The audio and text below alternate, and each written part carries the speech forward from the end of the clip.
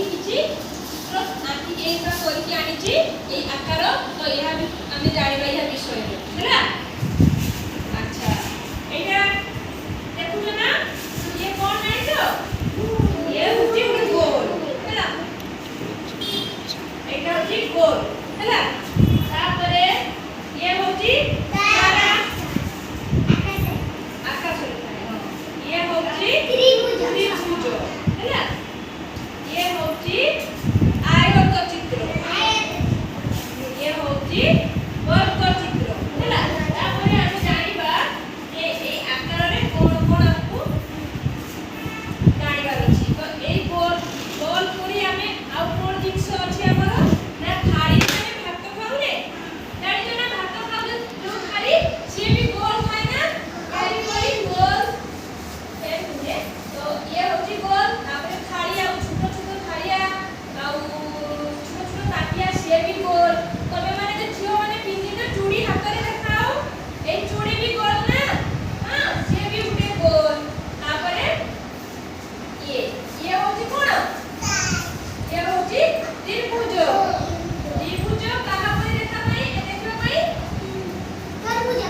ନାଇଁ ଇଏ ହଉଛି ଗୋଟେ ପରଟା ମା ମାନେ କରନ୍ତିନି ତମେ ମାନେ ଖାଅ ଘରେ ସେଇ ପରଟା ପରି ଦେଖାଯାଏ ତାର ଆକାର।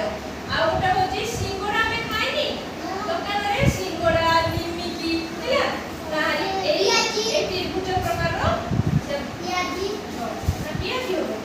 ଇଏ ହଉଛି ତାରା କିପରି ଦେଖାଯାଏ ଆକାଶରେ ଥାଏ ସେ ପୁରା ଏମିତିକା ଚିତ୍ର ଥାଏ ନାଇଁ। ଇଏ ହଉଛି ବର୍ଗ ଚିତ୍ର ଏହାର ଆକାର କିପରି ବର୍ଗ ଚିତ୍ରର ଆକାର କିପରି ତମେ ମାନେ କ୍ୟାରମ ଖେଳନି ସ୍କୁଲରେ ଅଛି ନା ହଁ କ୍ୟାରମ ଖେଳ ତାର ଚାରୋଟି ବାହୁ ପୁରା ସମାନ। ଇଏ ଦେଖ ଇଏ ଏଇ ବାହୁ ପୁରା ସମାନ ଅଛି ହେଲା।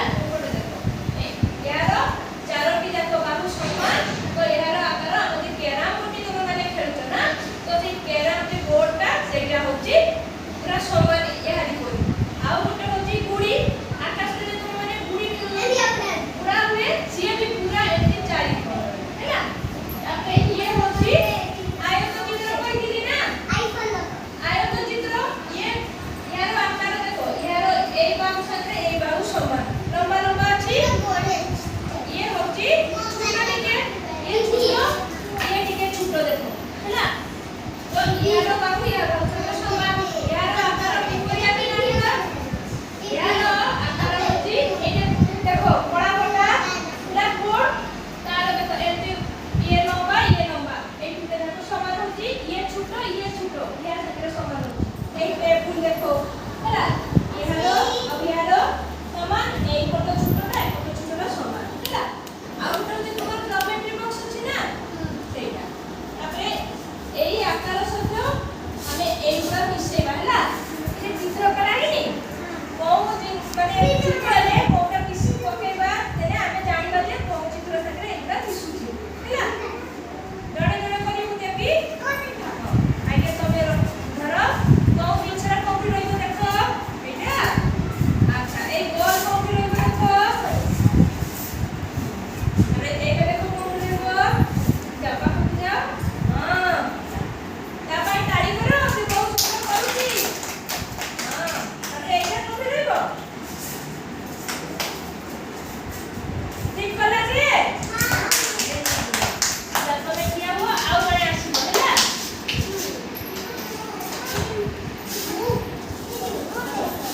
ଜଣେ ଜଣେ କରିବ ଇଏ ଆଗେ କରି ସାରୁ ନିଅ ଏଇଟା କୋଉଠି ରହିବ ଦେଖ